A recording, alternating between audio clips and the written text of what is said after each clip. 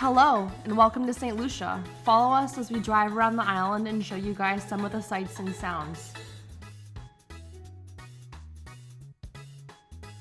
If you're planning to drive here, remember they do drive on the left side of the road, so do keep that in mind.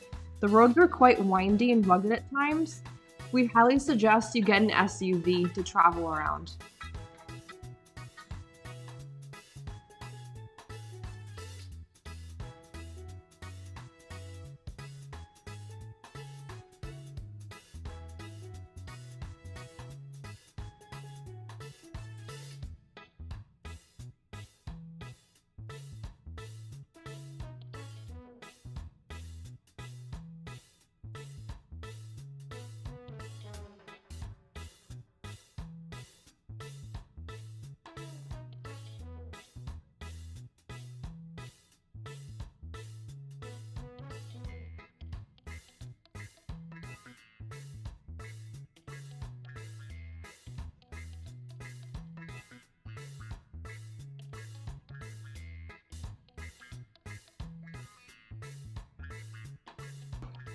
If you're driving up the east side of the island, make sure to check out Dennery Lookout, which has a beautiful viewpoint.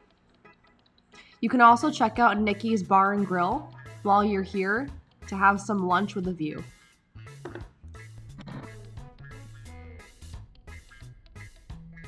On the north part of the island, you'll find Pigeon Island, which is actually a peninsula. Pigeon Island National Park is located here, along with Fort Rodney. Unfortunately, this was closed during our visit, but we were still able to check out the area and the local beach.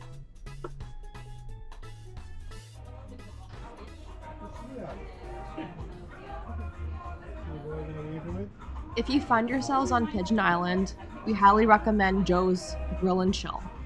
This is a great spot that we found right on the island next to the beach. We stopped in for food and drinks and had snapper and fresh calamari. We highly recommend if you're going to the beach here for the day.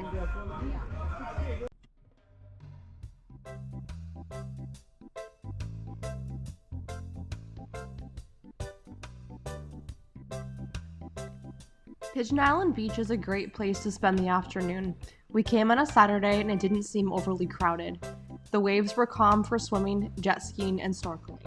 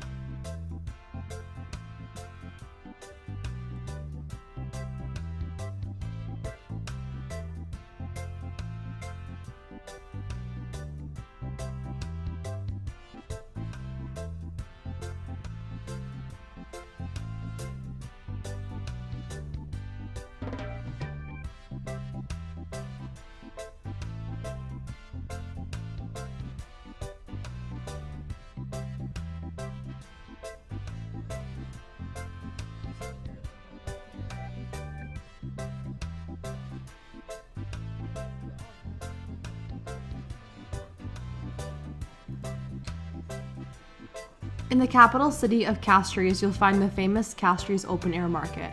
This is open daily year-round, except on Sundays. We went on a Saturday afternoon. You'll find everything from local fruits and vegetables to different souvenirs. Parking did seem a little difficult, so you may want to walk or catch a cab.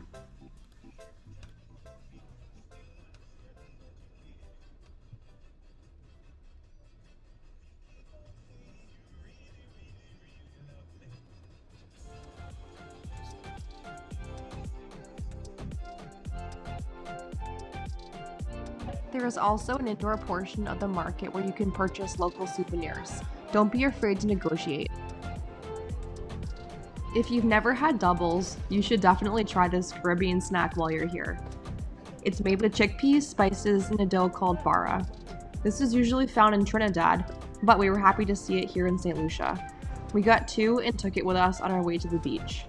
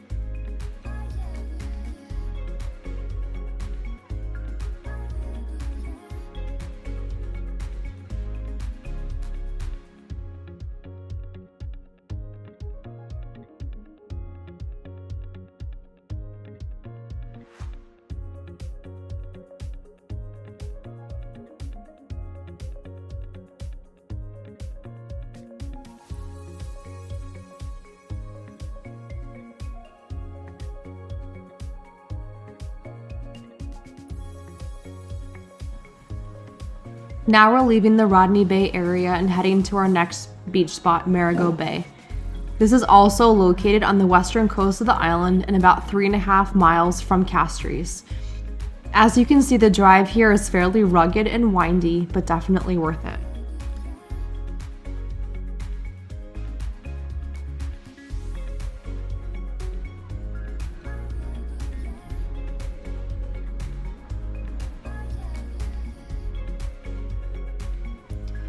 Once you see this driveway, you've reached Marigot Bay.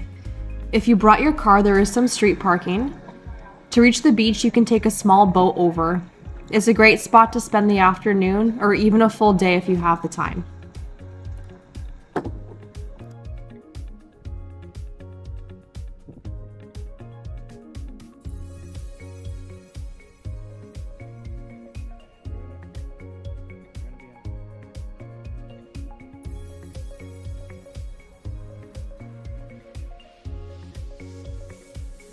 Here we are driving through Anse La Raye, which is a small seaside town near Marigot Bay on the western coast.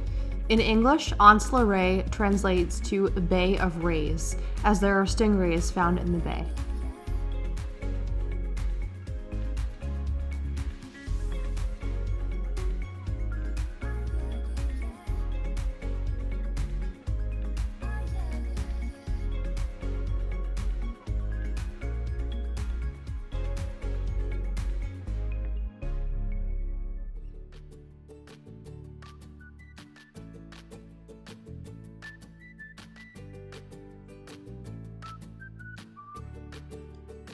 Definitely take the time to drive up to this viewpoint, which gives a stunning view of Anse La Raye, the seaside bay town below.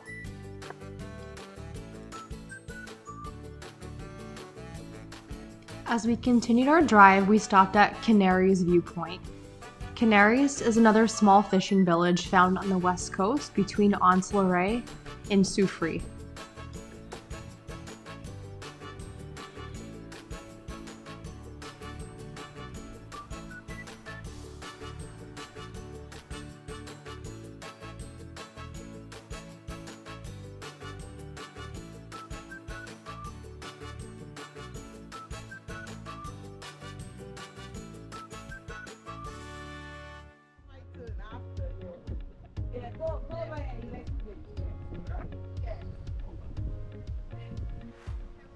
Oh, sorry. Okay, my name is Alex. Nice to meet you and welcome.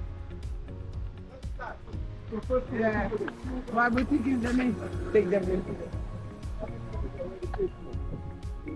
Yeah, everything is already paid for. Sure? Yeah, it's all inclusive. Yeah. God, So this is Soufriere, my hometown. Sulfur city, sulfur in the atmosphere. That's what Soufriere translates to. Right where you're standing, you see where there is missing the vegetation. The gray patch in the center there where there is no vegetation, that's the driving volcano, the sulfur springs. Right in over there in the valley. Where it's a collapsed crater. Yeah. Last time it went active was in 1766. But the good thing about it, the vent is open, so that is the gas being released all the time. That's why there is no vegetation. What happened? The heat, when the sulfuric acid, when the wind blows the sulfuric acid, of course, the heat literally burns the vegetation. Now, there is a secret about the mud bath. They say when you do the mud bath, you get 5 years younger. But the truth is, this water is like a healing water. It's good for joint pains, mosquito bites, muscle stiffness, and stuff like that. Actually, it works here. Now, that's the majestic piton. Small mountain peak, the one to the front, petit piton. Gros piton, big mountain peak, the one to the back. And piton means peak because of its shape. In 2004, they were designated a World Heritage Site by UNESCO. And on this side of the island is the quiet side, the nature side, the agricultural side, the heritage side. All the development is being done at the north. About the north is the busiest. By Rodney Bay. Yeah, the Rodney Bay area. Yeah. And Soufriere translates to sulfur in the atmosphere. So at the ending of the tour, I know you're gonna enjoy it. Okay. Thank you very Peace and much. love. Appreciate it. Make sure to take the time to stop at this viewpoint, Soufriere Viewpoint, on your drive to the Pitons. It shows a beautiful view of the seaside town Soufriere below.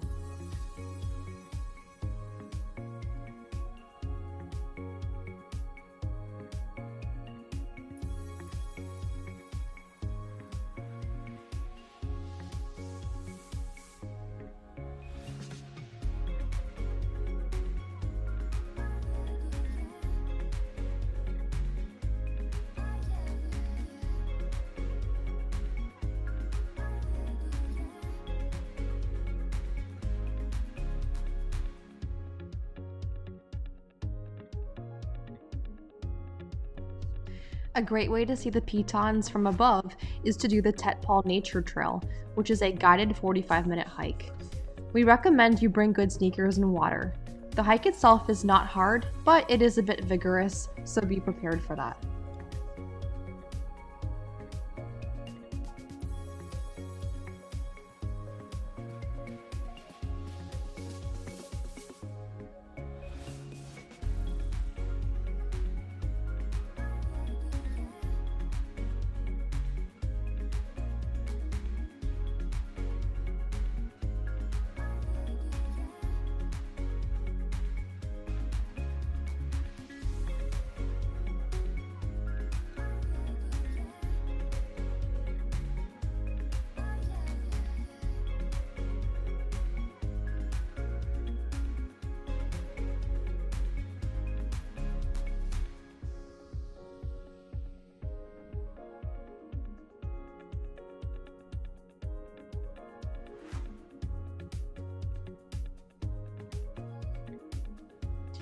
After our hike, we drove to Sugar Beach, which is situated directly between Gros and Petit Piton. If you're not staying there as a guest, you can actually visit the property and the beach for the day. You're able to park for free and take a short shuttle to the beach.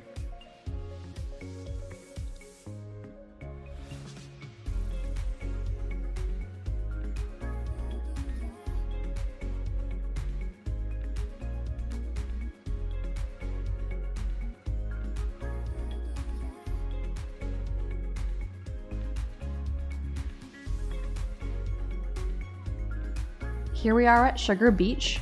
As you can see, the beach is breathtaking with a gorgeous backdrop of the ocean in both pitons. The water is clear and super calm for swimming and snorkeling.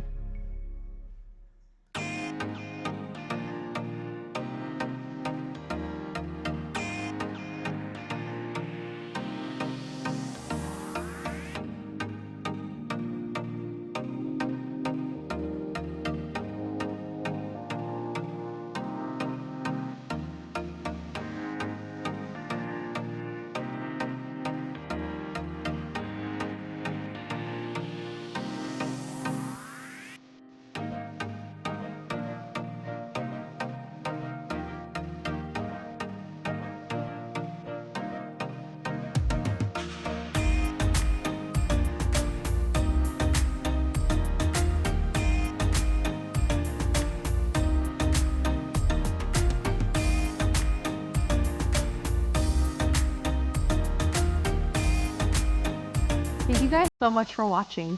We hope you found this video useful as you plan your trip to St. Lucia and feel more comfortable about renting a car and driving around the island. See you next time!